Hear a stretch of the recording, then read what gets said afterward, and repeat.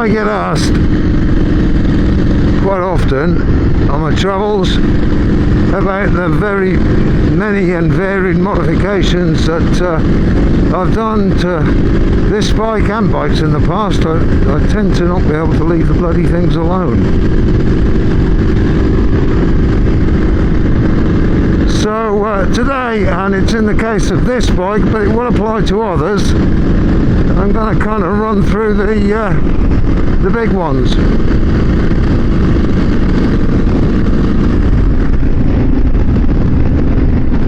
Velcro on my sleeves, not very good.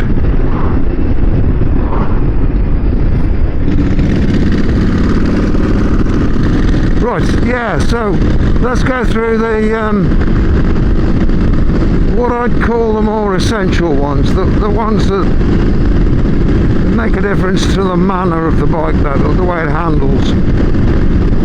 Now you need to go back through all of my films to get a bit of a clue as to what I've done, because I've done so many modifications that I'd be filming for a couple of hours if I ran through all of them,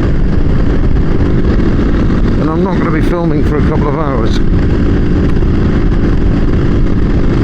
So we'll hit it. We'll go first with in the case of a bike like this that's got a high level exhaust, getting rid of the catalytic converter. Now there's a myth out there that catalytic converters rob you of a load of power. They don't. But what they do is they make your exhaust run a heck of a sight hotter than it would do without one. And when you've got a high level exhaust, you do not want a red hot piece of metal right next to your leg. So on a Scrambler style bike that's got a cat and a high exhaust, you need to look at, or it's advisable to look at decatting it, and you'll cool things down. The heat shield on this exhaust never gets any more than warm now, no matter what the weather conditions or the riding style. So that's number one. And you can buy X pipes and various things. Use your standard exhaust system. I took a different route. I've gone 2-into-1, so I've basically halved the weight, probably more than halved the weight of my exhaust system, so it's cooler and I've lost a whole lot of weight. Two great things, but I'm only counting that as one. Decat. Definitely worthwhile in my opinion. Now another one, and this is a Triumph thing, possibly doesn't apply to too many other bikes, but Triumph bought a job lot, I think, of extremely cheap drive chain.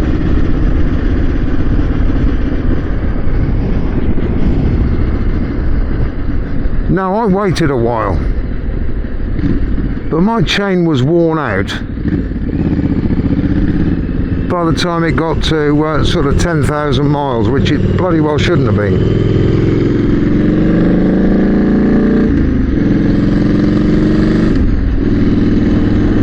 Now this, of all the Triumphs that I've owned, and I have had a fair few, I mean I've had old Meriden Triumphs back in the day, I've had a fair few Hinkley Triumphs as well, but this was by far the worst quality drive chain that came from the factory. It really was awful.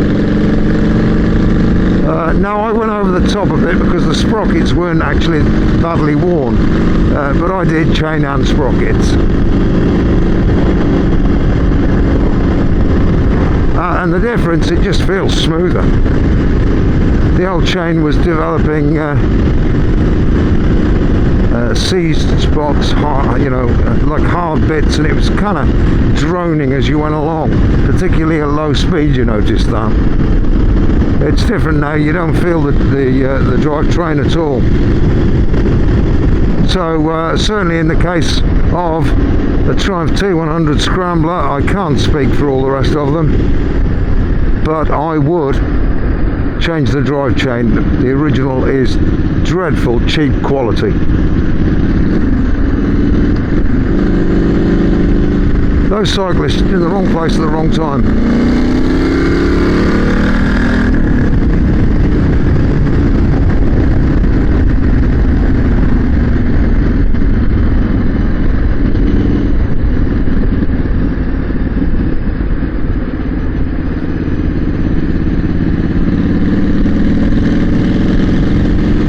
Okay, so that's 2. Now originally, and this is the case with every Hinckley Triumph I've ever owned, the suspension wasn't terrible, but it was extremely average.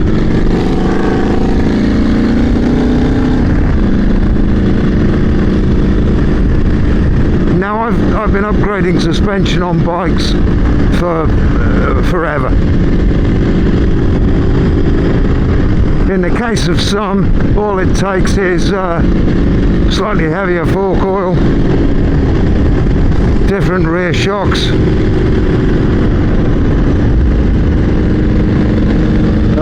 the 3 Triumph Tigers that I've owned in the past, the forks were standard. I just changed the weight of fork oil, and that got it more to my liking, but I did change the rear shock on all of them. In the case of this bike, again, if you go back through my films, you'll see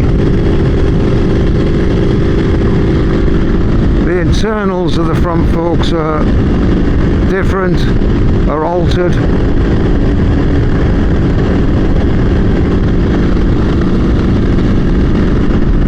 The length of them, I've lengthened them, and the rear shock's completely replaced. And I got the handling nearer to where I'd like it to be, rather than how it was as standard out of the Triumph factory. Now you can't really blame the manufacturers for going for a compromise, because everybody's different, and honestly, standard Triumph suspension is not bad, it's just not great, in my opinion. Some people I'm sure out there are getting along fine with it. Okay, so there's number 3. Now the other one, number 4, let's go with, I know I've done this with most bikes that I've ever owned.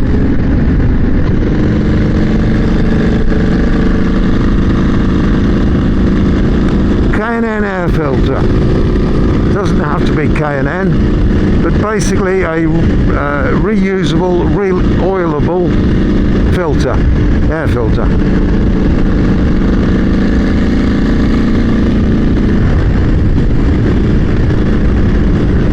Now again, you're not going to gain a crap load of power. This is more of a convenience thing. You buy one and that should last the life of the bike. I do it annually, just pull the air filter out, clean it, re-oil it, pop it back in. It's been in the bike 2 or 3 years now. It doesn't get particularly dirty, which I'll come on to in a minute.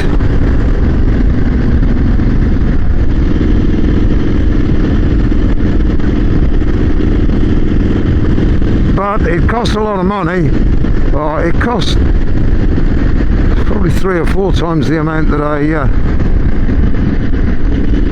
a standard paper genuine Triumph filter cost.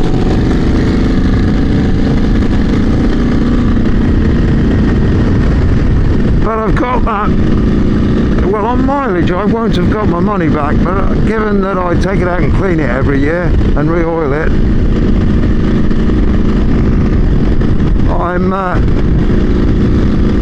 I've probably done better than break even on that. That's more of a convenience one, but it's a good convenience one. Now, while I'm on the subject of air filters, this is the case with most modern bikes. The engine breather, the crankcase breather, is rerouted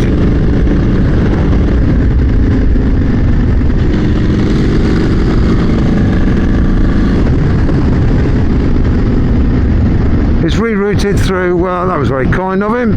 Didn't see me at first, but he stopped and let me go. Yeah, on modern bikes, the crankcase breather is rerouted usually through a wire mesh trap, and that'll be a vertical wire mesh trap that catches any oil from the vapour that comes out of your breather. And the reason they usually mount them in a vertical manner, and they do on Triumphs, is so that when the bike's parked up, it'll run back into the engine, and any solids will run back into the engine. Now, originally that was, I mean, this bike was standard when I started with it, and that did, because it was breathing crankcase vapour through the air filter, it left a big horrible dark stain, oil vapoury stain, all over my air filter. So I've rerouted that.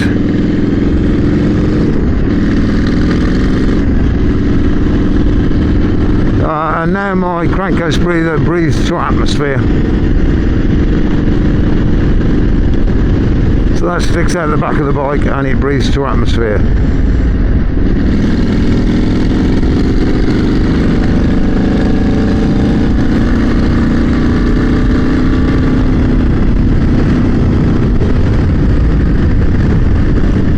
So that's kind of two modifications, but I'll count that as one.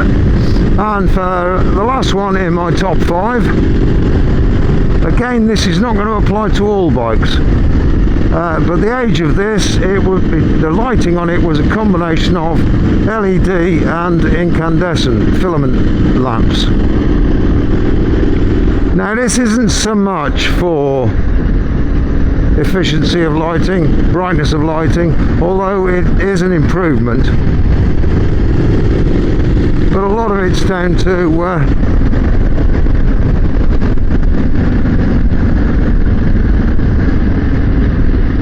the fact that LED is long-lived, a lot more long-lived than incandescent filament lamps are.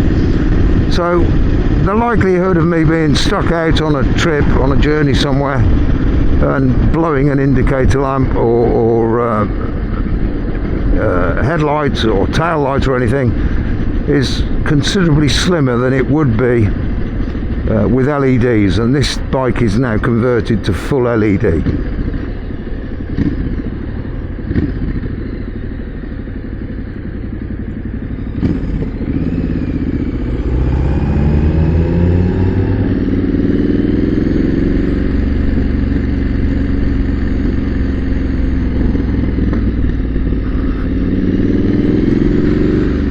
He's turned off. Don't trust him.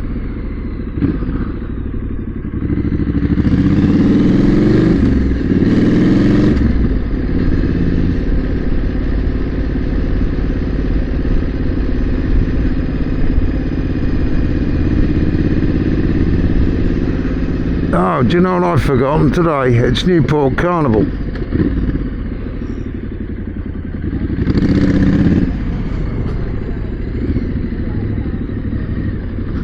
And they're all doing a ride through the middle of town.